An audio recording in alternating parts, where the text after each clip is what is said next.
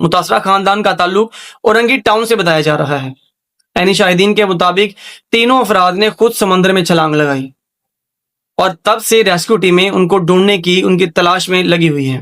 ایک بچی جس کا نام آیت ہے اور اس کے والد جن کا نام عالم بتایا جا رہا ہے، ریسکیو ٹیمیں ان کی تلاش میں مصروف ہیں، اور جو لاش برآمد ہوئی ہے وہ نشیمن پاکستان کے قریب چائنا پورٹ کی طرف پانی کے بہاؤ کے باعث پہنچی، جو ابتدائی مقام سے تقریباً 5 کلومیٹر دور ہے۔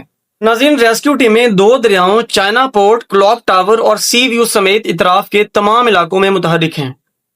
اس وقت 50 سے زائد گاڑیاں، 4 کشتیاں اور متعدد وہ غوطہ خور پانی میں کام کر رہے ہیں۔ متعلقہ اداروں کا کہنا ہے کہ اگر حالات سازگار رہے تو شام تک باقی لاشوں کی برآمدگی کا بھی امکان ہے۔ ناظرین، یہ واقعہ صرف ایک خاندانی سانحہ نہیں بلکہ ہمارے معاشرے کے اندر چھپے ہوئے مسائل کی ایک تلخ جھلک بھی ہے۔ جب ایک باپ اپنے بچوں سمیت اس حد تک پہنچ جائے کہ وہ زندگی کو ختم کرنے کا فیصلہ کرے، تو یہ سوال اٹھتا ہے کہ آخر وہ کون سے حالات تھے جنہوں نے ایک شخص کو اتنا برا قدم اٹھانے پر مجبور کر دیا؟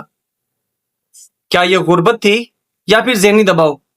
خاندانی جھگڑے تھے یا پھر معاشرے کا وہ بے حس رویہ جو ہمیں ایک دوسرے کی تکلیف سے بے خبر رکھتا ہے؟ اور افسوسناک بات یہ ہے کہ ہم اکثر ایسے واقعات کو صرف خبر کے طور پر لیتے ہیں اور کچھ دن بعد بھول جاتے ہیں، مگر حقیقت یہ ہے کہ ہر ایسی خودکشی کے پیچھے کئی سوالات ہوتے ہیں جو ہم سب کو خود سے پوچھنے چاہیے۔ کیا ہم نے کبھی کسی پریشان حال شخص سے صرف یہ پوچھا کہ آپ ٹھیک ہیں؟ کیا ہمارے معاشرے میں ذہنی صحت کے مسائل کو سنجیدہ لیا جاتا ہے؟ اور کیا ہمارے پاس ایسے سسٹم موجود ہیں جہاں لوگوں کی مدد کے لیے رجوع کر سکیں؟ کمنٹس باکس آپ کے پاس ہے، اپنی رائے کا اظہار ضرور کیجیے گا۔ تو ملتے ہیں انشاءاللہ کسی اگلی ویڈیو میں، تب تک کے لیے اللہ حافظ۔